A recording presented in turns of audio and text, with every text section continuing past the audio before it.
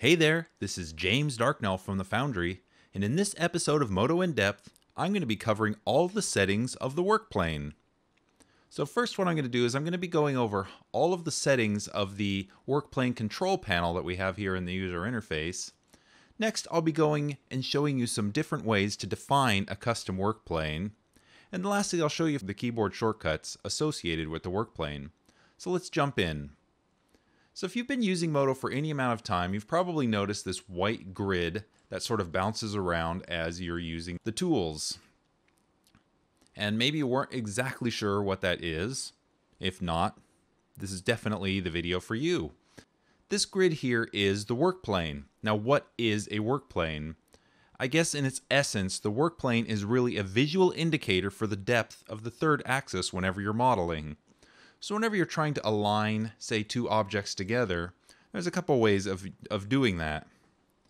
So if I jump into my quad view here, you could create another object in here, and you could try positioning this by using the three different panels here. That would get you some results, but it's a little bit tiresome to always be jumping into different windows. I'll undo that.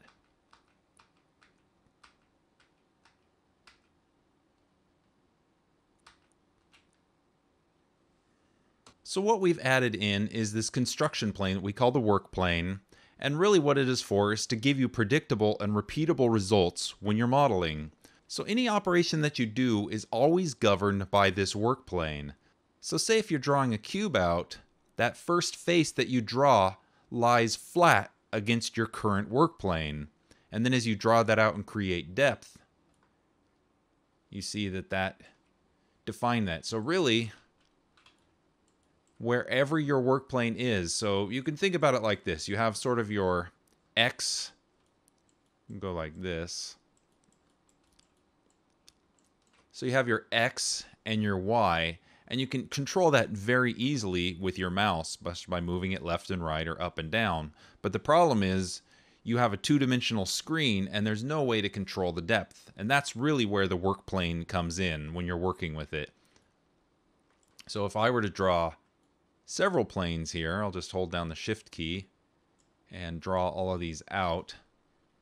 You'll see all of those appeared on the exact same plane. And the fact that I can zoom out and move around, and I can add more of those planes, and again, those are all on that exact same plane. So that has given me predictable and repeatable results. I'll undo those.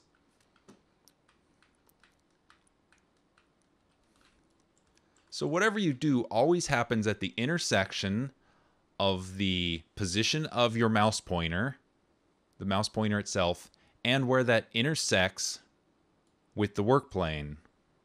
So you can see the work plane moving around as you're working. And what it's doing is it's a dynamic construction plane in that it'll always try and orient itself aligned to one of the primary axes, but it's always trying to face that plane toward your view, regardless of how you rotate that. All right, so that's a little bit about what the work plane is. Let's go over some of these settings and see how the work plane is useful. So here's all of the different controls related to the work plane, and this is where the power of the work plane really comes in. And actually, if you hold down the Alt key, you get this little options panel, and you can click on that, and you can tear this off, and that automatically pins your work plane, so you can keep all of these settings visible. Okay, so the first one we're going to use is this Align Work Plane to Selection. So like I said, this is a dynamic work plane, and it automatically always tries to orient itself toward your view of whatever it is you're doing. But sometimes you want to do something specific. You want to align objects together. That's really where the power of the work plane comes in. So you can just go here to, say, Polygons mode, define a couple of polygons, and you can align your work plane to that selection. Now you can see the work plane has centered itself on those two polygons, and it's oriented it to their normal direction for your Y up. And this is really powerful because now, like I said, whenever you draw anything out, it's at the intersection of your mouse, and then it's parallel to that work plane. So now I can draw a cube on this surface and pull that out, and it is perfectly perpendicular to that surface that I've just done. And as you see, now that work plane is sort of locked to that selection. So even though I'm rotating around, that work plane's always going to be there. And the cool thing about the work plane is it orients your tool handles for action centers, and it also changes your origin position. So this is now essentially your origin. So you can use the center commands to center that on the X. You can center that on just the Z. And now you've centered that exactly at that origin of those work planes. And then you can go back and reset your work plane, and then you're working back exactly as you were with your tools before. And it's very easy to sort of jump back into that. We can go back to this selection and align our work plane again. Then we can double click this, say we're going to grab a move tool, and you see that those handles are now oriented towards that work plane. So by grabbing the handles of the move tool, any move that we're doing now is relative to that work plane. So this makes the work plane really powerful to do all sorts of transforms in very specific ways. So we have the reset work plane. So when you have a custom work plane, that resets it. Obviously, align work plane to selection. And we'll be going over all of the different ways to make a selection and how that affects the work plane. Then we also have, if we have a custom work plane, we have the rotate work plane. And if you want to offset it a specific amount, say 45 degrees, then you can offset that using that rotate work plane. And that's relative to the current work plane. There's also an offset work plane. So if you wanted to offset that, say 200 millimeters in the Y, it'll move that up. So that you can get very precise movements by using these. And then there's also the edit work plane, what lets you go in and put in specific values for your work plane. Or you can see specific values for where the work plane is currently positioned and oriented.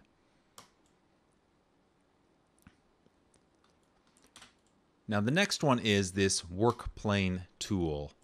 And what this does is it gives you handles in the viewport so you can sort of visually define your work plane. So I'll show you that really quick. So if I click in my viewport here, I get these little handles here. And the first one you want to get is this one that has this little axis signer on it.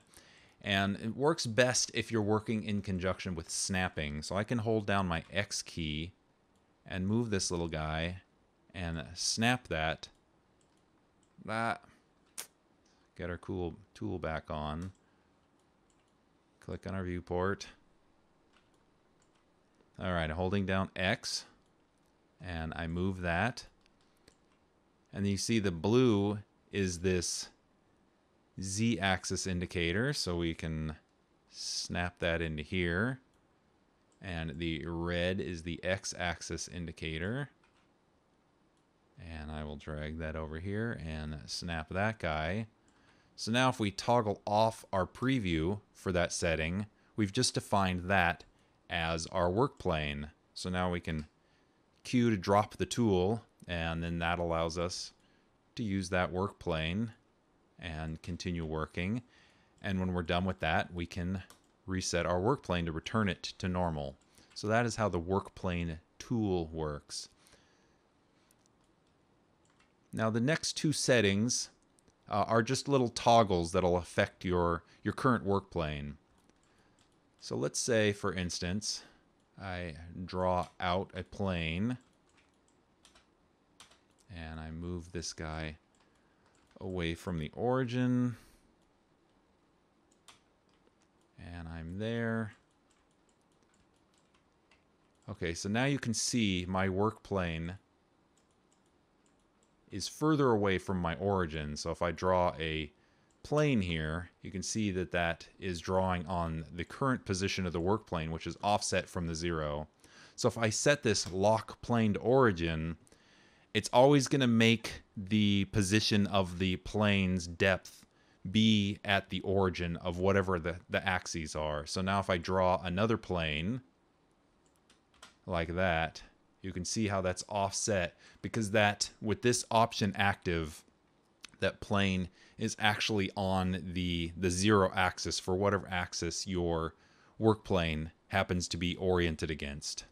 So that is what the lock plane is. So that's basically, you enable this if you always want to make sure whatever you're doing is happening at the origin.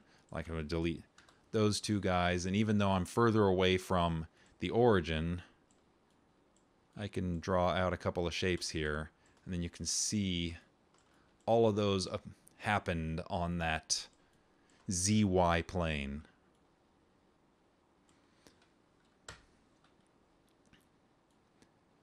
Now the align to screen option, instead of having a work plane that is always parallel to one of the major axes that you have here, you can align that to the screen, and then it'll be aligned to whatever your position is. So that's particularly if you're using something like, I don't know, say the sketch tool. So you can see how that was aligned to my screen position. If I rotate that there, even though my work plane's over here,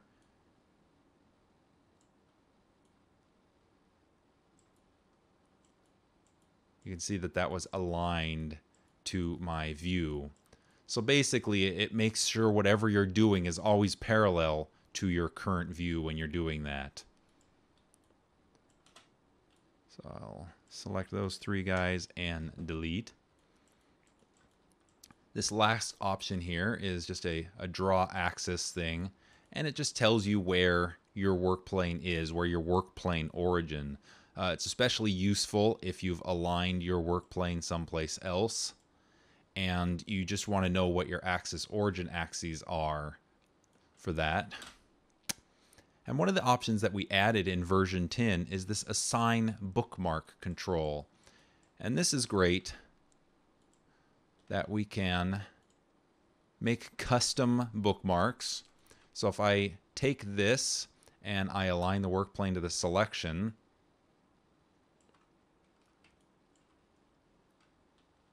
let's get a better selection. Align work plane to selection on that. I can assign a bookmark, and I can call this work plane 1. Okay.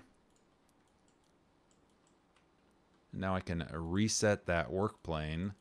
And if I'm over here doing some other and I want to go back, I can go to use that, and I can go to work plane 1, and it automatically aligns my work plane to that selection. And the cool thing about that is, let's say I have my geometry here, and I rotate my geometry for some reason. Now when I go to use the bookmark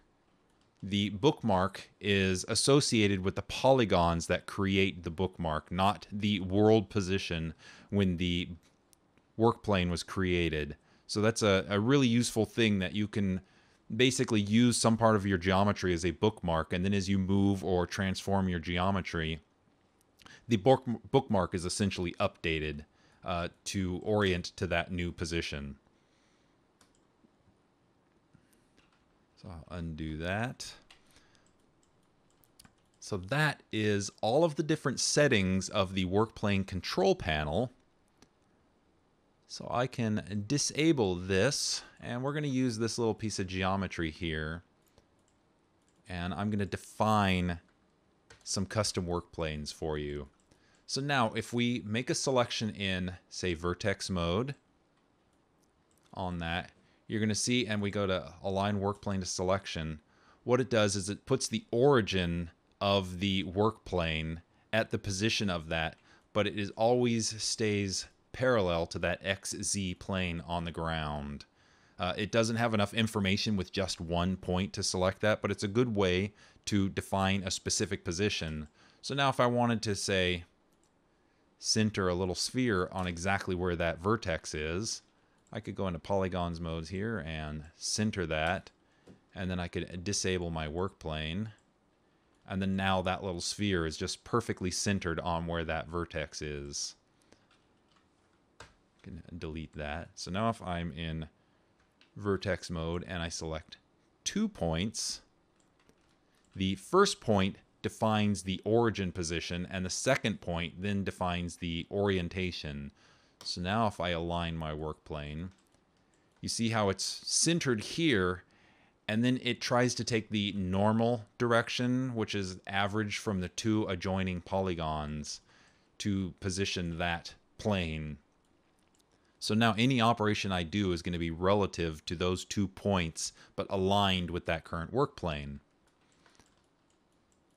And likewise, if I go through and I make a third selection and align the work plane to that, then those 3 points then define our flat plane, and the first point defined the origin position. Now if we go through and we do an edge selection, just a single edge, and we align the work plane to that, you see just like before, it orients it as the average normal direction for that edge, which is an average of the 2 adjoining faces, and it centers it right in the center of that edge. And if you're to select 2 or more edges like that and align work plane, then that gives you a plane. Now if you were to select, say, something that doesn't generate a nice plane, it's 3 edges like that, and align work plane to that, it's going to take the average, the normal average of all 3 of those edges, and then it puts the center at the bounding box. So it's going to take the bounding box volume of all 3 of those edges and put that center right there. Which in many cases is very useful if you select a loop of edges and you want to center something there. You can put a quick work plane there, align your object, and then reset your work plane. And then lastly, if we're in polygons mode, we'll align the work plane.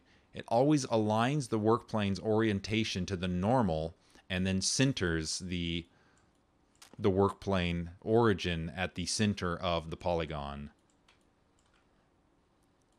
Align. So you can see as it always tries to take the flat orientation of that particular polygon's normal, and it centers that in the volume of whatever the shape is of those polygons.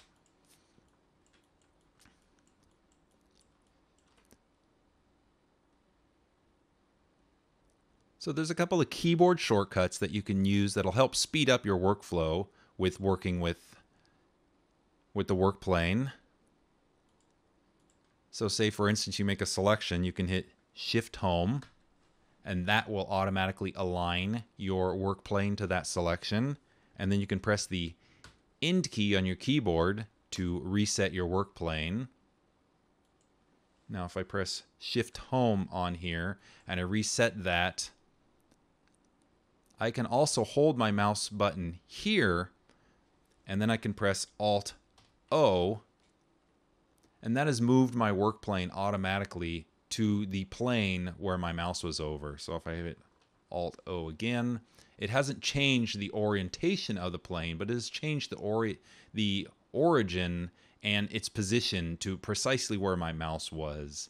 So if you need to position it something that's in the center of a polygon where there's not space, or the intersection of 2 objects, you can hit Alt O and it'll position that origin right there and at the intersection of your mouse pointer and that polygon. You can also hit the Home key to quickly align your work plane to the normal of the polygon wherever your mouse is over, and then the origin of that. Whereas if you select a polygon and hit Shift Home, you see it centers that at the center of that polygon, whereas if you just hit the Home key, it doesn't center it. It puts the center underneath where your mouse pointer is, but orients that work plane. And then again, the End resets your work plane. All right, now the last thing I want to show you is there's probably going to come a point where you're just not going to want to see your work plane, and there's actually some options for that. So if you want to temporarily disable that, you can press the star key or the asterisk key on your numeric keypad. And that pops up this little teeny window here. And you can say click on never, which means you'll never see your work plane. Then you can also hit the star again, and you can always see it, which is the default mode. And then the last one is active, and what that means is it hides it until you've made an active or a specific work plane by aligning it to a selection. And when you press the end key, and that will go away. So thank you for watching these videos. I hope you learned something useful, and I will see you next time.